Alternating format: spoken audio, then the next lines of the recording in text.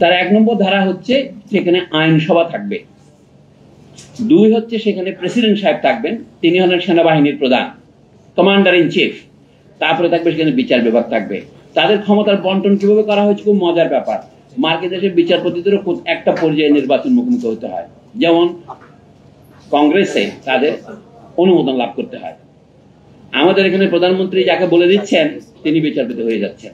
মানে যদি আমি অতি লম্বা গল্পকে শর্ট করি, যদি আইনসভা প্রধানমন্ত্রীকে নির্বাচন করেন, যে দলের মেজরিটি হয় তারা প্রধানমন্ত্রী হয়তো বর্তমান অবস্থায় প্রধানমন্ত্রী এবং প্রেসিডেন্টের ক্ষমতার ভারসাম্য করতে হবে, এসব দাবি এখানে তুলেছে। এইগুলি আমি বলি বাহ্য। এগুলি নিয়ে মানুষের আসল জিনিস থেকে আবার দৃষ্টিকে সরিয়ে ফেলা। একজনের আচ্ছা, শেখ মুজিবের যখন ডিক্টেটরশিপ চালু হয়েছিল তিনি প্রধানমন্ত্রী থেকে প্রেসিডেন্ট হয়েছিলেন। তিনি প্রথমে প্রেসিডেন্ট ছিলেন, প্রধানমন্ত্রী হয়েছিলেন, আবার প্রেসিডেন্ট হয়েছেন এই 3.5 বছরের মধ্যে। তাতে অবস্থা কি পরিবর্তন হয়েছে? প্রধানমন্ত্রী শেখ মুজিবের আমলের শাসন কি প্রেসিডেন্ট শেখ মুজিবের শাসন চেয়ে ভালো ছিল? মোরলেস একই ছিল, 19-20 হবে। কাজে পরবর্তীকালে আমরা 90-এর যেটাকে নাগরিক গণ অভ্যুত্থান, এটা তো আপনার প্রজা অভ্যুত্থান বলেন নাই, গণ অভ্যুত্থান বলেছিলেন। সেই অভ্যুত্থানের ফলে কি হলো? আবার আমরা প্রধানমন্ত্রীর পথে আসলাম। তো দেখি যেখানে প্রধানমন্ত্রীর হাতে অসীম ক্ষমতা কেন্দ্রীভূত। এইগুলি পরিবর্তন।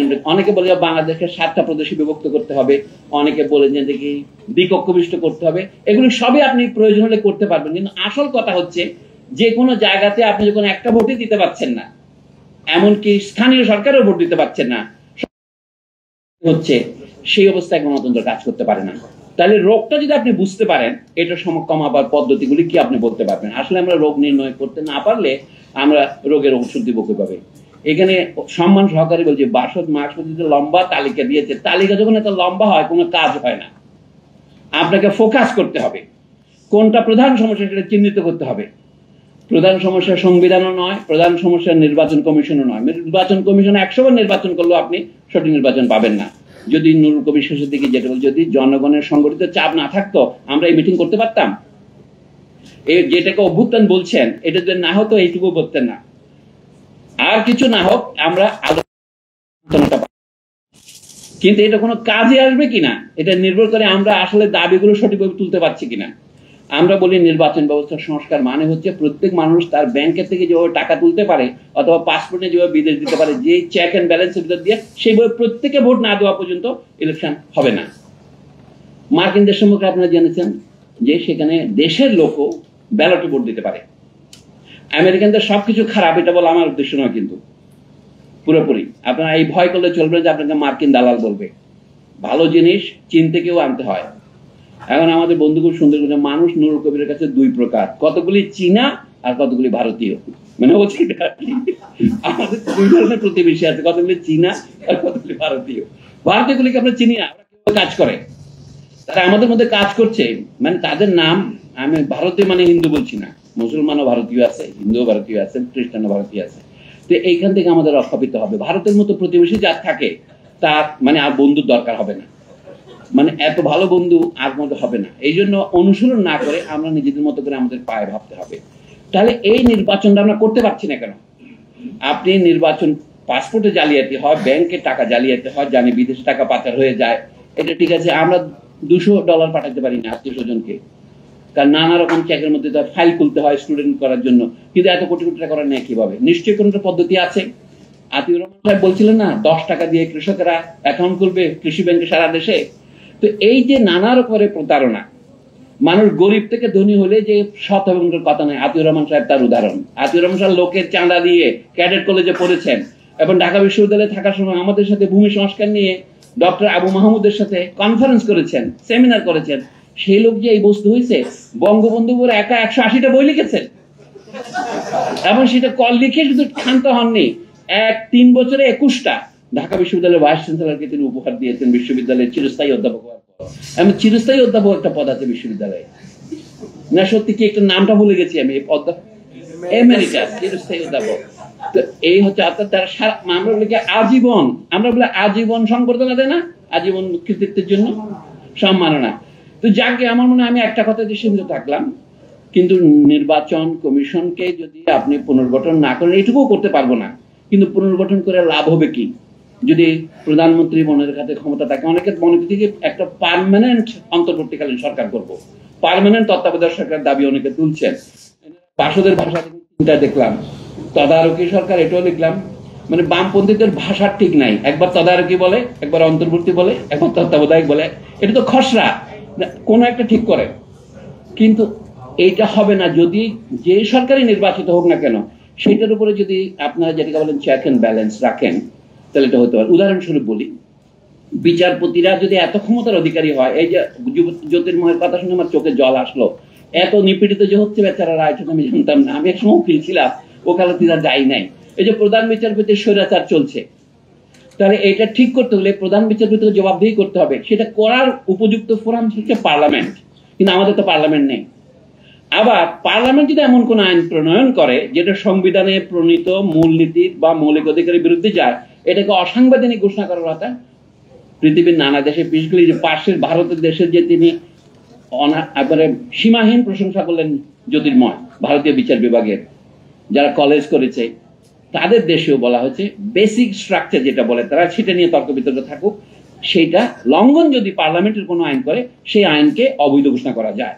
এটা পরস্পরের আমরা বলবো নির্ভরশীল। আর প্রশাসন, আমি এখানে বলি প্রশাসন বলতে কি বোঝায় আপনি? প্রেসিডেন্ট শেখ মুজিব যখন বাকশাল করলেন, আসলে রাজত্বটা করলো কে?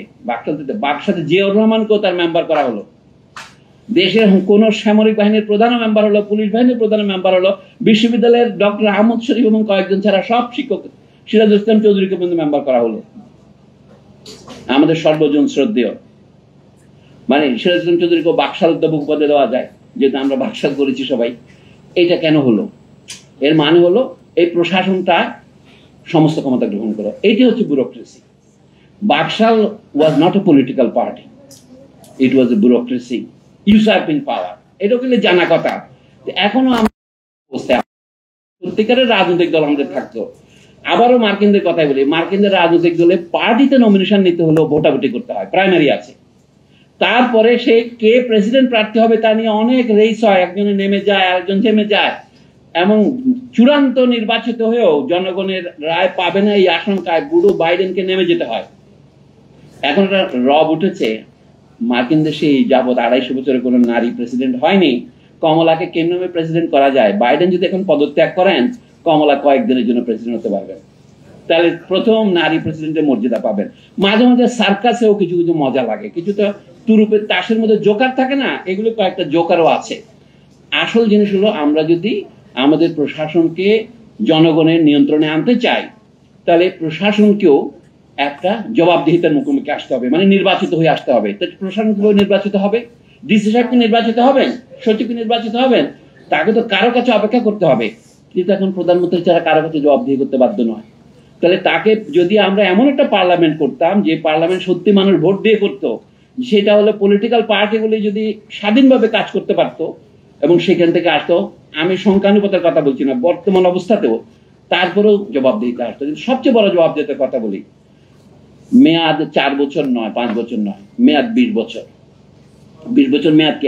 আজ যে শিশু প্রথম শ্রেণীতে ভর্তি হবে, 16-17 বছর পরে সেই শিশু গ্রাজুয়েট হবে, সে বিসিএস পরীক্ষা দেবে, তার 2 বছর আগে আর্মিতে যাবে, তারপরে সে জুডিশিয়ারিতে যাবে এবং সে উকিল হবে, ব্যারিস্টার হয়ে আসবে আমাদের জ্যোতির্ময়ের মতো। তো তারা এসে দেশে জ্যোতি ছড়াবে। সেই শিশুকে আপনি কিভাবে শিক্ষিত করছেন? শিক্ষা, অন্ন, বস্ত্র, চিকিৎসা, বাসস্থান সব কথার মধ্যে একটা বেছে নিচ্ছি আমি, শুধু শিক্ষা, শুধু সময়ের কথা বিবেচনা করে। যদি শিক্ষাকে আপনি গণতান্ত্রিক করতে চান, তাহলে শিক্ষা জিনিসটা যদি পণ্য না হয়, আমি মোশাহিদা সুলতানের পাতার পুনরাবৃত্তি করবো, যদি পণ্য না হয় তাহলে এটা বেচা বিক্রি হবে কিভাবে? শিক্ষা যদি একটা জাতীয়, এটা যদি জাতীয় সম্পদ হয়, তাহলে এটা বাজারে প্রতিযোগিতার বিষয় হতে পারে না। প্রত্যেক মানুষের মানুষ হওয়ার অধিকার আছে। কত বছর পর্যন্ত?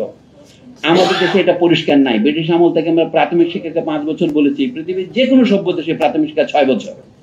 এটা একটা তথ্য মাত্র নয়, এটা একটা ভাববার বিষয়। কেন 5 আর 6? এর মধ্যে একটা গভীর বর্ণবাদ আছে যে পুরনো উপনিবেশ এবং পরাধীন দেশের লোকদের 5 বছর পড়লে হবে প্রাথমিক শিক্ষা, এবং এইটার উপর ভিত্তি করে তখন লোককে সার্টিফিকেট দেওয়া যাওয়া হতো আপনি প্রাথমিক শিক্ষা শেষ করেছেন। তারপরে অন্য দেশে আর পরের 6 বছর হচ্ছে মাধ্যমিক শিক্ষা। আমাদের দেশে উচ্চ মাধ্যমিক বলে এক বস্তু করা হয়েছে, পৃথিবীর কোথাও উচ্চ মাধ্যমিক নেই। 6 বছর প্রাথমিক, 6 বছর মাধ্যমিক, এই 12 বছরের শিক্ষা, এটা যদি একজন মানুষের মানুষ হওয়ার জন্য অপরিহার্য হয়, তাহলে সেটা কেন আমরা বিনা পয়সায় দেব না? কেন উত্তর এই নিম্ন বিদ্যালয়গুলির খরচ বছরের পর বছর বাড়তে থাকবে? কেন কেউ ইংরেজি মিডিয়ামে যাবে, কেউ বাংলা মিডিয়ামে যাবে? আমি জানি সাথে সাথে কেউ চিৎকার করে বলবে মাদ্রাসা শিক্ষার কি হবে? মাদ্রাসা শিক্ষা আছে অনেক আগে থেকে, সেটার সংস্কার দরকার। সেটা ছাড়া আপনার ইংরেজি মিডিয়াম স্কুলে, বাংলায় আমরা এগুলিকে ইংলিশ স্কুল বলি, সেখানে আবার দেশীয় শিক্ষা ইংলিশ ভার্সন আপনি কোন যুক্তিতে করেছেন? হাসিনা